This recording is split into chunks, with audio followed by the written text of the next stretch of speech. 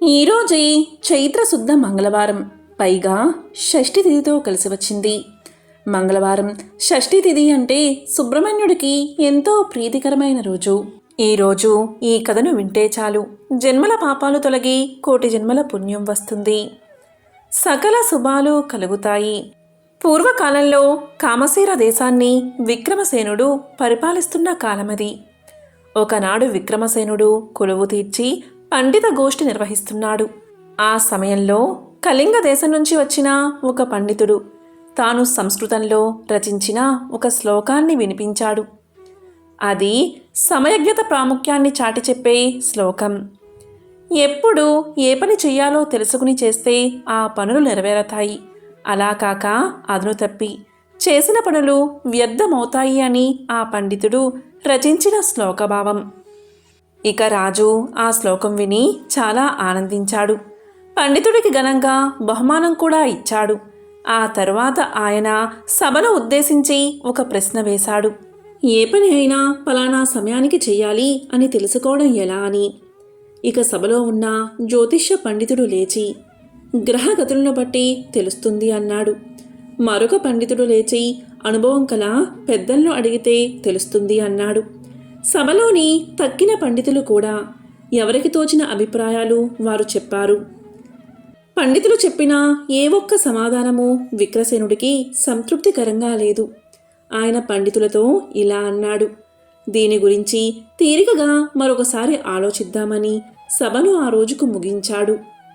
ఈ విధంగా కొంతకాలం గడిచింది. విక్రమసేనుడు ఒకనాడు మంత్రితో కలిసి ఒక అడవిలోకి వెళ్ళాడు. అలా కొంత దూరం పోగా అందమైన ఆశ్రమం ఒకటి కనిపించింది. దానికి సమీపంలో ఒక సాధువు భూమిని తవ్వుతూ కనిపించాడు. రాజు ఆ సాధువు దగ్గరకు వెళ్ళి నమస్కారం చేశాడు. మహానుభావా, తపస్సంపన్నులైన తమరు నాకు కలిగిన ఒక సందేహాన్ని తీర్చాలి అన్నాడు రాజు సాధువుతో. ఇక సాధువు తలెత్తి రాజుకేసి ఒక్క క్షణం చూసి ఒక చిరునవ్వు నవ్వి తన పని తాను చేసుకోసాగాడు.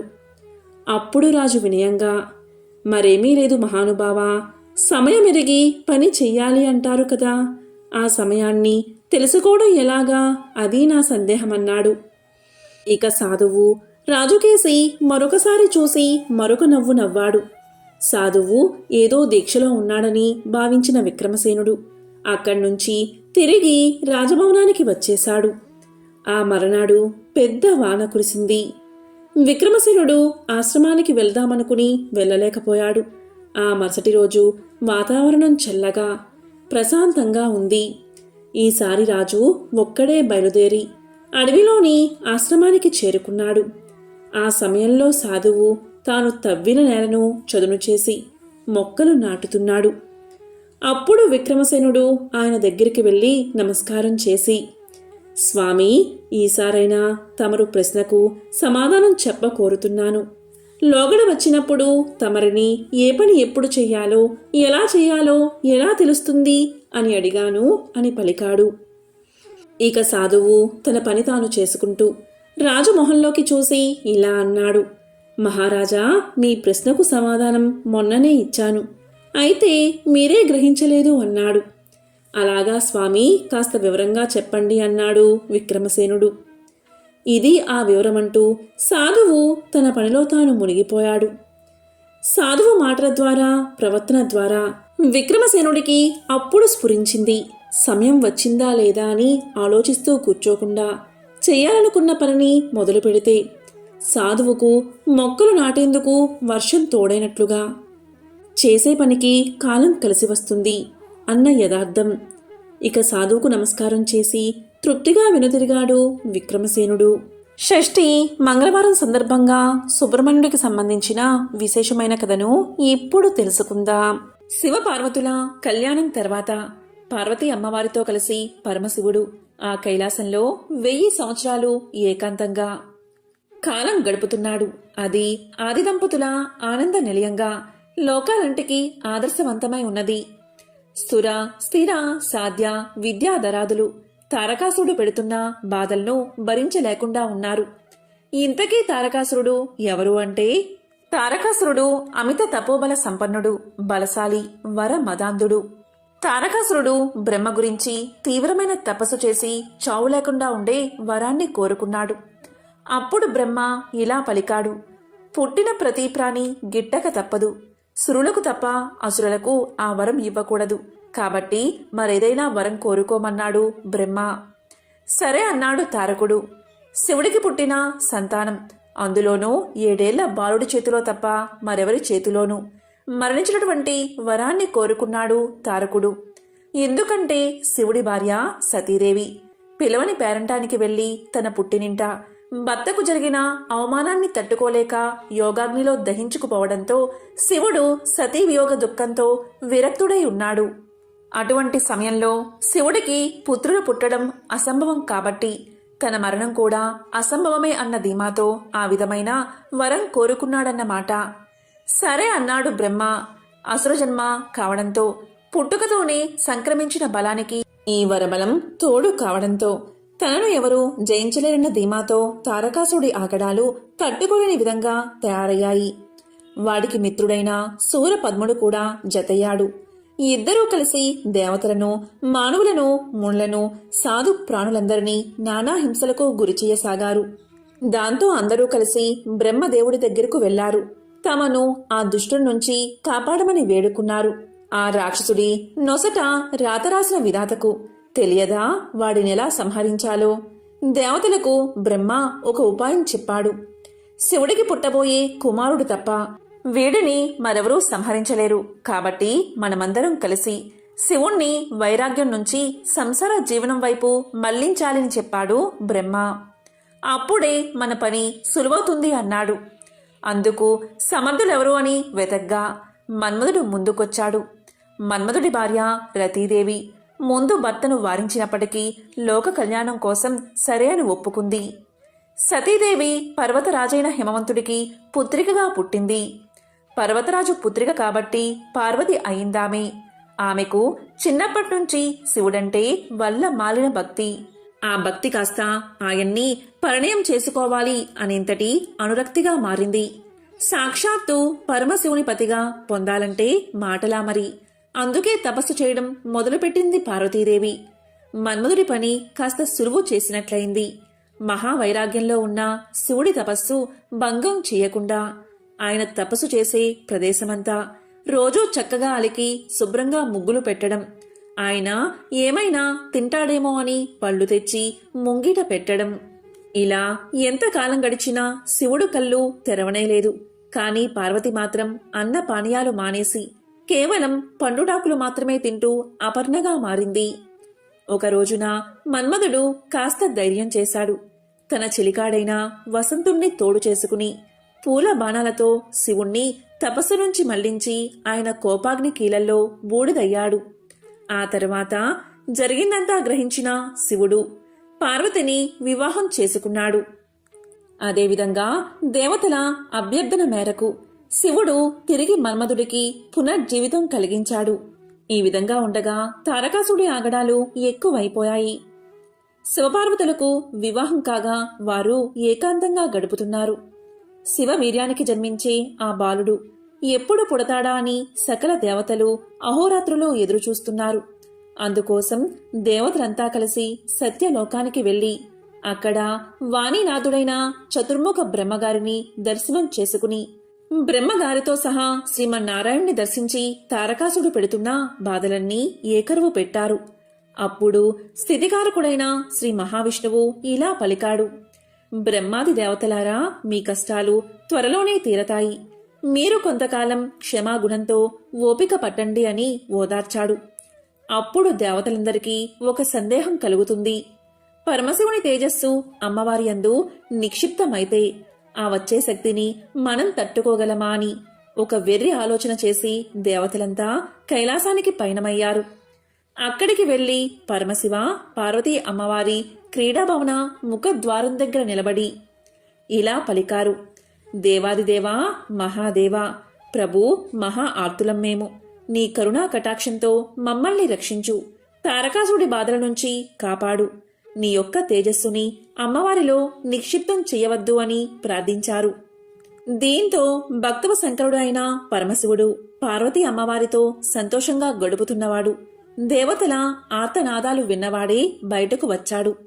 దేవతల ప్రార్థన విన్న శంకరుడు, ఇప్పటికే నా తేజస్సు హృదయ స్థానం నుండి విడువడింది, కాబట్టి నా తేజస్సును భరించగలిగిన వారు ముందుకు రండి అని అడిగాడు. పరమశివుని తేజస్సు అమ్మవారు పొంది తాను మాతృమూర్తిని అయ్యే అవకాశాన్ని దేవతల యొక్క తొందరపాటుతనంతో దూరం చేసినందుకు గాను అప్పుడు అమ్మవారు అంటే పార్వతీదేవి ఆగ్రహం చెందినదై దేవతలందరినీ ఇలా శపిస్తుంది.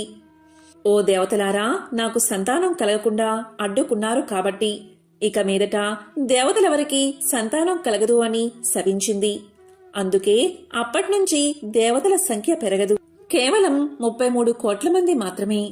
అప్పుడు దేవతలందరి ప్రార్థన మీద హవ్యవాహనుడు అంటే అగ్నిదేవుడు ఆ శివతేజాన్ని తాను స్వీకరించాడు. తీసుకోవడమైతే తీసుకున్నాడు, కాని శివుడి తేజస్సుని ధరించడమంటే అంతా తేలిక. అంతటా అగ్నిదేవుడు ఆ తేజస్సు యొక్క తాపాన్ని తట్టుకోలేకపోయాడు. అప్పుడు శివుడి ఆజ్ఞ ప్రకారం అగ్నిదేవుడు ఆ శివ తేజస్సుని భూమాతలో ప్రవేశపెట్టాడు. అంతటా భూమాత ఆ తేజస్సును భరించలేక వెళ్లి గంగామాతకు ఇస్తుంది. అప్పుడు గంగమ్మ ఆ శివతేజాన్ని స్వీకరిస్తుంది. అంతటా గంగానది కూడా ఆ తాపాన్ని తట్టుకోలేక కైలాస శిఖరాల దగ్గరలో ఉన్న శరవణము అనే రెల్లు పొదల తటాకంలో విడిచిపెడుతుంది. ఆ రెల్లు పొదల తటాకం నుంచి 6 ముఖాలతో 12 చేతులతో దివ్య మంగళ స్వరూపుడై మార్గశీర్ష శుక్ల షష్ఠినాడు ఒక బాలుడు ఉద్భవించాడు. ఆయనే మన బుజ్జి సుబ్రహ్మణ్యేశ్వర స్వామివారు. ఆయన పుట్టగానే 6 కృత్తికా నక్షత్రాలు వచ్చి వారి స్థనమిచ్చాయి కాబట్టి స్వామివారికి కార్తికేయ అని, పుట్టగానే 6 ముఖాలతో ఉండడం వల్ల స్వామికి ఆరుముగన్ అని షణ్ముఖ అని నామం వచ్చింది. షణ్ముఖుడు పుట్టగానే దేవతలు ఆ బాలుడిపై పుష్పవర్షం కురిపించారు. దేవదుందుబులు మోగించారు. దేవతలందరూ పరమానంద భరితులయ్యారు. శరవణ అనే తటాకం నుంచి ఉద్భవించిన కారణంగా స్వామికి శరవణభవ అనే నామం వచ్చింది. ఇంతలో గంగమ్మ కూడా వచ్చి కొంతసేపు నేను కూడా శివతేజాన్ని భరించాను కాబట్టి నాకు కూడా కుమారుడే అని చెప్పింది. అప్పట్నుంచి స్వామికి గాంగేయ అనే నామం వచ్చింది. అలాగే అగ్నిదేవుడు కూడా చెప్పడంతో వహ్ని గర్భ, అగ్ని సంభవ అనే నామాలు కూడా వచ్చాయి. దేవతలను రక్షించడం కోసం శివుడి నుండి స్కలమై వచ్చాడు కాబట్టి స్వామికి స్కంద అనే నామం వచ్చింది. అలాగే క్రౌంచ పర్వతాన్ని భేదించడం వల్ల క్రౌంచధారణుడు అని పిలువబడ్డాడు. తమిళనాట స్వామివారిని మురుగన్, కంద, వెట్రివేల్, వేలాయుధన్, షణ్ముగన్, ఆరుముగన్, శక్తివేల్, పళని ఆండవన్ అనే నామాలతో కొలుచుకున్న వాళ్ల యొక్క ఇష్టదైవంగా చేసుకున్నారు. ఈ విధంగా శివవీర్యం మార్గశిర శుద్ధ షష్ఠి తిథి నాడు కుమారుడిగా పరిణమించింది. ఇదే కుమారస్వామి యొక్క జననం కదా. సరే, ఇంతమందికి పుత్రుడు అయ్యాడు. మరి మన జగన్మాత పార్వతీమాతకి సుబ్రహ్మణ్యుడు ఎలా పుత్రుడయ్యాడు అని అడిగితే త్రిపుర రహస్యంలో మహత్య ఖండంలో బ్రహ్మగారి మానసపుత్రుడైన సనత్ కుమారుడే సుబ్రహ్మణ్యుడిగా వచ్చారని చెప్పబడి ఉంది. ఒకరోజు సనత్ కుమారుడు తపస్సు చేసుకుంటూ ఉండగా శివపార్వతులు ఆయన తపస్సుకు మెచ్చి ప్రత్యక్షం అవుతారు. నీకు వరాన్ని ప్రసాదిస్తాను, కోరుకోమంటాడు శివుడు. అప్పుడు అద్వైత స్థాయిలో బ్రహ్మానందం అనుభవిస్తున్న సనత్ కుమారుడు నాకు వరం అక్కర్లేదు, ఇవ్వడానికి నువ్వొకడివి నేనొకడిని అని ఉంటేగా నువ్వు ఇచ్చేది, ఉన్నది అంతా ఒకటే కాబట్టి నాకే వరమూ అవసరం లేదు అని చెప్తాడు. అప్పుడు శంకరుడు ఆగ్రహం చెందినట్లుగా వరమిస్తాను అంటే వద్దంటావా, శపిస్తాను అంటాడు. అప్పుడు సనత్కుమారుడు ఇలా చెబుతాడు, వరము శాపము అని మళ్ళీ 2 ఉన్నాయా? వరమైతే సుఖము, శాపమైతే దుఃఖము అని 2 లేనప్పుడు నువ్వు వరమిస్తే ఏమిటి, శాపమిస్తే ఏమిటి, ఇస్తే ఇవ్వండి అని ఆయన యథావిధిగా ధ్యానంలో మునిగిపోతాడు. అప్పుడు అతని తపస్సుకు మెచ్చిన శంకరుడు, సరే నేనే నిన్ను ఒక వరం అడుగుతాను అంటే ఏమి కావాలి అని అంటాడు సనత్కుమారుడు. అప్పుడు శంకరుడు ఇలా పలుకుతాడు, మాకు పుత్రుడిగా జన్మించమని కోరతాడు. దానికి సనత్కుమారుడు శంకరుడితో ఇలా చెప్తాడు, నేను నీకు మాత్రమే కుమారుడిగా వస్తాను అని చెప్తాడు. ఇదంతా వింటున్న పార్వతీ అమ్మవారు ఇలా పలుకుతారు, ఆమె ఒక్కసారిగా ఉలిక్కిపడి, ఇదేమిటి, శంకరుడికి పుత్రుడిగా వస్తాను అనడమేమిటి, నీకు మాత్రమే అని అంటున్నావు అని అడిగితే అప్పుడు సనత్కుమారుడు ఇలా సమాధానం చెప్తాడు. శివుడు వరమడిగితే అవునన్నాను కాని కోరి కోరి మళ్లీ గర్భవాసం చేసి యోని సంభవుడిగా రానమ్మా, నన్ను క్షమించు అని చెప్తాడు. అమ్మా, నీ కోరిక తీరడానికి ఒకనాడు నీవు మోహిని అవతారంలో ఉన్నప్పుడు కైలాస పర్వత సమీపంలో జలరూపంలో నీ అవతారం ముగించావు. ఆ జలం ఎక్కడైతే ఉన్నదో అదే తటాకం నుంచి నేను ఉద్భవిస్తాను. కాబట్టి నేను కూడా నీ కుమారునే అని చెప్పి నమస్కారం చేస్తాడు. ఈ విధంగా పార్వతీదేవికి కూడా కుమారుడు అయ్యాడు. సుబ్రహ్మణ్యుడు అనే నామం ఎలా వచ్చింది అంటే, ఒకనాడు బ్రహ్మగారికి మరియు పరమశివునికి కూడా ప్రణవార్థం బోధించినవాడు కాబట్టి స్వామి సుబ్రహ్మణ్య అంటే బ్రహ్మజ్ఞాని అని పిలువబడ్డాడు. దేవతల కోరిక మేరకు పార్వతీ పరమేశ్వరులు సుబ్రహ్మణ్యుణ్ణి దేవతల సర్వ సైన్యాధ్యక్షునిగా నియమిస్తారు. అనంతరం పరమేశ్వరుడు శూలం తదితర ఆయుధాలను అనుగ్రహించగా ఆ జగన్మాత పార్వతి కుమారుణ్ణి దీవించి శక్తి అనే ఆయుధాన్ని ఇస్తుంది. ఆ తరువాత తారకాసురుడిపై యుద్ధానికి పంపుతారు. కార్యోన్ముఖుడైన సుబ్రహ్మణ్యుడు నెమలి వాహనమెక్కి 6 ముఖాలు 12 చేతులతో ఉగ్ర రూపం దాల్చి 6 చేతులతో ధనస్సులను మరో 6 చేతులతో బాణాలు ధరించి రాక్షస సేనను ఒకేసారి సంహరించాలని తలచి సర్పరూపం దాల్చి రాక్షసులను ఉక్కిరి బిక్కిరి చేసి భీకర యుద్ధంలో తారకాసురుణ్ణి సంహరిస్తాడు. ఈ విధంగా కుమారస్వామి తారకాసురుణ్ణి సంహరిస్తాడు. తారకాసుడి సోదరుడు శూరపద్ముడిపై కుమారస్వామి దండెత్తి 6 రోజుల పాటు యుద్ధాన్ని చేస్తాడు. ఈ యుద్ధంలో 6వ రోజు శూరపద్ముడు పక్షి రూపాన్ని ధరించి తలపడతాడు. అప్పుడు స్కందుడు శూలాయుధం ప్రయోగించి ఆ పక్షిని 2గా ఖండించగా, ఒకటి నెమలిగా 2వది కోడి పుంజుగా మారి స్వామిని శరణు వేడుకుంటాయి. దాంతో స్వామి కరుణించి నెమలిని వాహనంగా, కోడిని ధ్వజంగా చేసుకున్నారు. శ్రీవల్లి, దేవసేన అమ్మవార్లు సుబ్రహ్మణ్యుడి భార్యలు. స్వామికి వారితో వివాహం ఎలా జరిగింది అనేది ఇప్పుడు తెలుసుకుందాం. సుబ్రహ్మణ్యేశ్వర స్వామివారి వివాహం ముందుగా దేవసేన అమ్మవారితో జరిగింది. దేవసేన అరిష్టనేమి అని పిలువబడే ఒక ప్రజాపతి యొక్క కుమార్తె. ఈమెకు దైత్యసేన అనే ఒక చెల్లెలు ఉండేది. దేవసేన అందరినీ ఆకర్షించే అద్భుతమైన అందం ఆమె సొంతం. ఒక రోజున దేవసేన తన చెల్లెలు అయిన దైత్యసేనతో ఆడుకుంటూ ఉంది. ఆ సమయంలో అక్కడికి ఒక రాక్షసుడు వచ్చి దేవసేనను భయపెట్టి ఎత్తుకుపోయే ప్రయత్నం చేస్తాడు. ఆవిడ గట్టిగా కేకలు పెడుతుంది. ఆ సమయంలో ఇంద్రుడు ఐరావతం మీద వెళ్తూ ఉంటాడు. ఆయన వెంటనే తన వజ్రాయుధంతో రాక్షసుని సంహరించి అరిష్టనేమి కుమార్తె అయిన దేవసేనను రక్షిస్తాడు. వెంటనే ఇంద్రుడు అరిష్టనేమితో ఇలా పలుకుతాడు: ఈ దేవసేనను నేను నా కుమార్తెగా చేసుకోవాలి అనుకుంటున్నాను. మీరు దైత్యసేనను మీరే పెంచుకోండి. దయచేసి నా ప్రార్థన మన్నించండి అని అడుగుతాడు. ఇక ప్రజాపతి అయిన అరిష్టనేమి అంగీకారంతో దేవసేనను తీసుకెళ్లి పెంచడం మొదలు పెడతాడు ఇంద్రుడు. ఆ పిల్ల పెరిగి పెద్దదవుతూ ఉంటే ఇంద్రుడికి ఒక ఆలోచన వస్తుంది. ఈ దేవసేనను దక్కించుకోగలిగినవాడు, పరాక్రమంతో పాటు కారుణ్యం అపారంగా కలిగినవాడే ఉండాలి. అటువంటి వాడికే నా కూతుర్నిచ్చి వివాహం చేస్తాను అనుకున్నాడు. ఆ సమయంలోనే ఒక ఆశ్చర్యకరమైన సంఘటన జరిగింది. తారకాసుడి సంహారం తర్వాత తారకాసుడి తమ్ముడైన శూరపద్ముణ్ణి ఆ కుమారస్వామి వధిస్తాడు. తన కుమార్తెకు అలాంటి వాడినే ఇచ్చి వివాహం చెయ్యాలి అనుకుంటాడు ఇంద్రుడు. సుబ్రహ్మణ్యుడి పరాక్రమాలు చూసిన ఇంద్రుడు అతని తల్లిదండ్రులైన శివపార్వతుల గురించి తెలిసిన వాడే కావడంతో తన కూతురైన దేవసేనను సుబ్రహ్మణ్యుడికి ఇచ్చే వివాహం చెయ్యాలి అని నిశ్చయించుకుంటాడు. వెంటనే ఇంద్రుడు సుబ్రహ్మణ్యుడి దగ్గరకు వెళ్లి వివాహ విషయంపై అతని అభిప్రాయాన్ని అడిగి అదేవిధంగా అతని తల్లిదండ్రుల నుంచి శివపార్వతుల నుంచి అంగీకారం తీసుకుని తన పెంపుడు కూతురైన దేవసేనను సుబ్రహ్మణ్యుడికిచ్చి వివాహం జరిపిస్తాడు. స్వర్గాధిపతి అయిన ఇంద్రుడు తన కూతురైన దేవసేనను సుబ్రహ్మణ్యేశ్వర స్వామికిచ్చి వివాహం చేసేటప్పుడు అల్లుడికి ఐరావతాన్ని బహుమతిగా ఇచ్చాడట. ఐరావతం ఇంద్రలోకం నుంచి ఎప్పుడైతే వెళ్ళిందో అప్పట్నుంచి ఇంద్రుడి సంపద కరిగిపోసాగిందట. ఇది గమనించిన సుబ్రహ్మణ్యుడు ఇంద్రుడికి తిరిగి ఐరావతాన్ని ఇవ్వబోతాడు. కాని ఇంద్రుడు బహుమతిని వెనక్కి తీసుకోవడానికి నిరాకరించాడట. ఐరావతాన్ని ఇంద్రలోకం వైపు తిరిగి ఉండేలా మార్గాన్ని కోరతాడు ఇంద్రుడు. దానితో ఇంద్రలోకం తిరిగి కలకల్లాడిందని పురాణాలు చెబుతున్నాయి.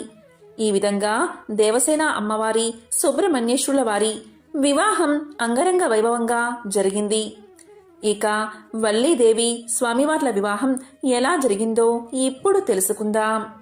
పురాణాలలో కుమారస్వామి శ్రీ వల్లీల వివాహం ఎంతో విచిత్రమైనది. దీని వృత్తాంతం తప్పకుండా తెలుసుకోవాలి. కుమారస్వామి స్వర్గంలో విహరిస్తూ దేవసేనతో కలిసి సుఖాలు అనుభవిస్తున్నాడు. ఆ సమయంలో నారదుడు అక్కడికి వచ్చాడు. మహర్షిని సగౌరవంగా ఆహ్వానించి సత్కరించాడు కుమారస్వామి. కుశల ప్రశ్నలు అయిన తర్వాత, స్వామి, ముల్లోకాల్లోని జనులు సుఖంగా ఉన్నారా? దుర్మార్గులు, దుష్టులు, అధర్మపరులు విజృంభించడం లేదు కదా? త్రిలోక సంచారులు, తమకు తెలియని విషయాలు ఉండవు, దయచేసి సెలవియ్యండి అన్నాడు కుమారస్వామి. దానికి నారదుడు ఇలా పలికాడు. కుమారా, నువ్వు సేనానిగా ఉన్నప్పుడు అధర్మపరులు, దుర్మార్గులు ఎక్కడ ఉంటారు? లోకాలన్నీ సుఖశాంతులతో హాయిగా ఉన్నాయి. అయినా ఒక్క విషయం, ఇక్కడికి కొంత దూరాన పులింద దేశమున్నది. దాన్ని బిల్లరాజు పులిందుడు పరిపాలిస్తున్నాడు. అతను గొప్ప శివభక్తుడు, ధర్మపరుడు. అతనికి పిల్లలు లేరు. ఒకనాడు అతను తన భార్యతో కలిసి వేటకు వెళ్లాడు. ఆ అడవిలో ఒక నదీ సమీపాన ఒక పసిపాప కనిపించింది. ఆ నదీ తీరంలో శివుడు అనే ఒక మహర్షి తపస్సు చేసుకుంటున్నాడు. ఒక రోజున ఆయన ధ్యానంలోంచి కనులు తెరిచేసరికి 2 జింకలు గాఢాను రాగంతో మైదున క్రియలో ఉన్నాయి. వాటిని చూసిన మరుక్షణమే మహర్షి మనసు చలించి రేపతనమైనది. అతని వీర్యం గడ్డిమీద పడింది.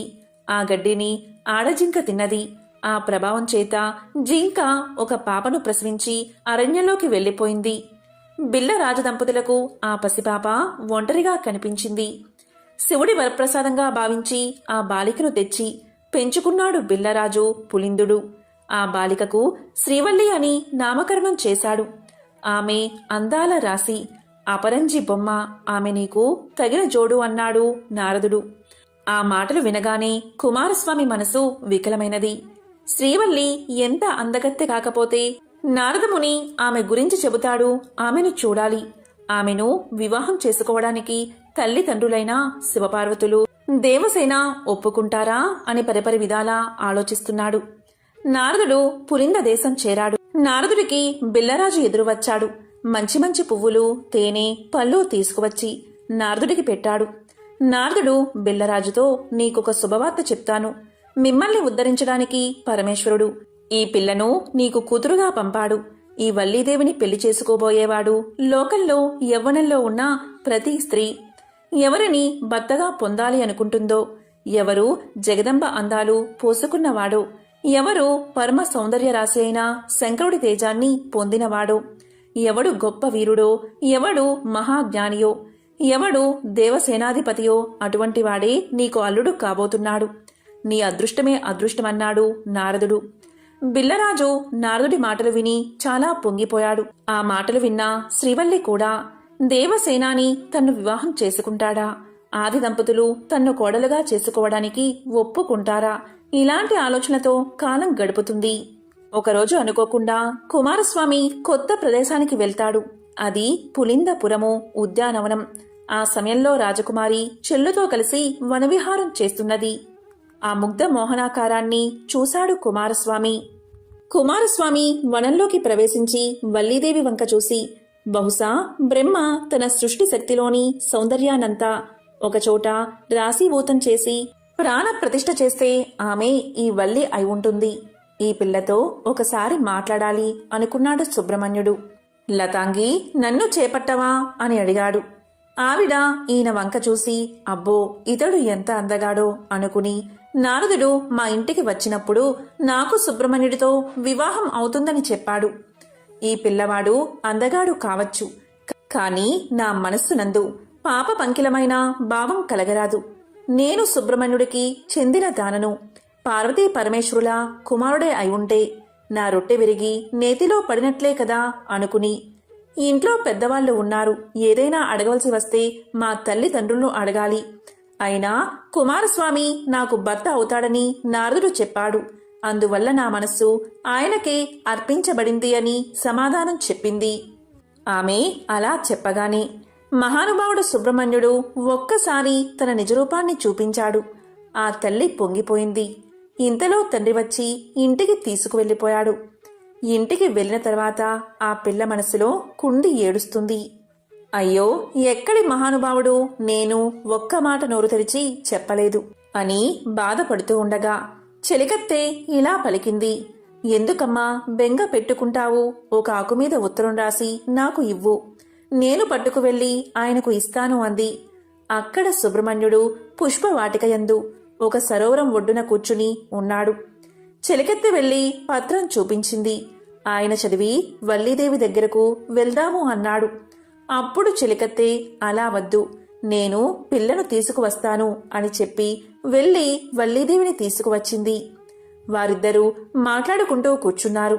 ఈలోగా తెల్లారిపోయింది.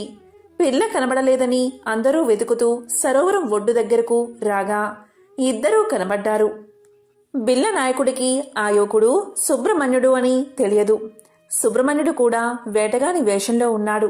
వెంటనే ఆగ్రహంతో తన పరివారంతో ఆయన మీద బాణాలు ప్రయోగించాడు బిల్ల నాయకుడు. అప్పుడు సుబ్రహ్మణ్యుడు పీలగా నవ్వుతూ వాటన్నిటినీ స్వీకరించి వల్లీదేవి వంక చూసి వారి మీద సమ్మోహనాస్త్రాన్ని ప్రయోగించాడు. అందరూ కిందపడి స్పృహ తప్పిపోయారు. అప్పుడు వల్లీదేవి తన వాళ్ళందరూ పడిపోయారని ఏడ్చింది. అప్పుడు స్వామివారు అనుగ్రహించేసరికి మరలా వారందరికీ స్పృహ వచ్చి లేచారు. వారు లేచి చూసేసరికి శూలం పట్టుకుని నెమలి వాహనం మీద వల్లీదేవితో కలిసి కూర్చున్న సుబ్రహ్మణ్యుడు సాక్షాత్కరించాడు. ఆ బిల్లులందరూ నేల మీద పడి సుబ్రహ్మణ్యుడికి సాష్టాంగ నమస్కారం చేసి పొంగిపోయారు. నారదుడు దేవసేనతో పార్వతీ పరమేశ్వరులతో అక్కడకు వచ్చాడు. నేనెంత భాగ్యవంతురాలినో కదా అనుకుని వల్లీదేవి పార్వతీ పరమేశ్వరులకు నమస్కారం చేసింది. అప్పుడు సంతోషంగా పార్వతీ పరమేశ్వరులతో దేవసేనతో కలిసి ఏ అరమరికలు లేకుండా ఆనాటి నుంచి ఈనాటి వరకు భక్తుల కోర్కెలు అనుగ్రహించడానికి సుబ్రహ్మణ్య స్వామివారు తిరుత్తనియందు వెలసి ఉన్నారు. సుబ్రహ్మణ్యుణ్ణి పూజిస్తే మన పాపాలన్నీ దగ్ధం అయిపోతాయి, వంశాభివృద్ధి కలుగుతుంది. ఇది శ్రీ సుబ్రహ్మణ్యేశ్వర స్వామివారి యొక్క వివాహ కథ. సంతానం కోరుకునేవారు సుబ్రహ్మణ్యేశ్వరుణ్ణి పూజించాలి.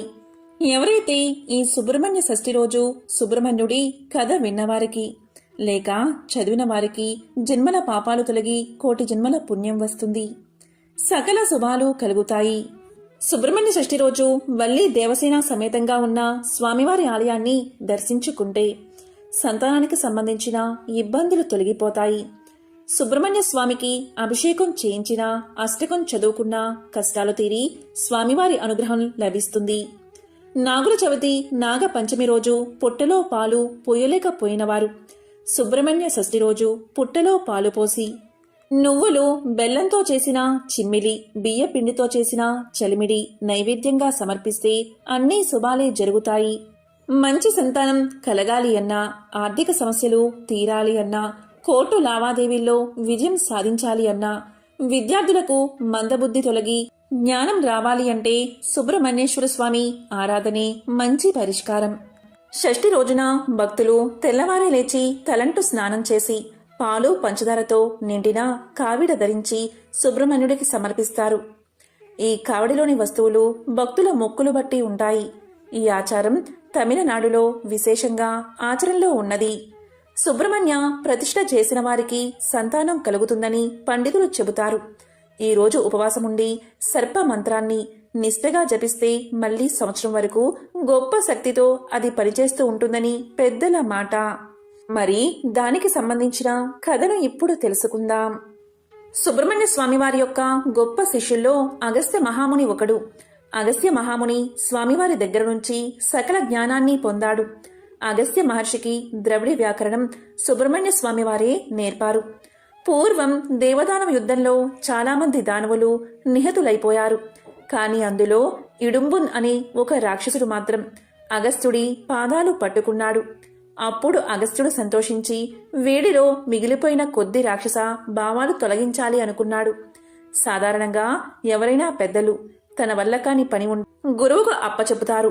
వీడు రాక్షసుడు కదా అని సంహరించడం కాదు, వీడిలో ఉన్న అసురీ గుణాలు తీసేయాలి అని ఆలోచించి లోకంలో ఆది గురువు దక్షిణామూర్తి శంకరుడు ఉండేది కైలాసంలో కదా, అందుకని ముందు అక్కడికి పంపిద్దాము అనుకుని ఇడుంబుణ్ణి పిలిచి, ఒరేయ్, నేను కైలాసం నుండి 2 కొండలు తెద్దామని చాలా కాలం నుంచి అనుకుంటున్నాను.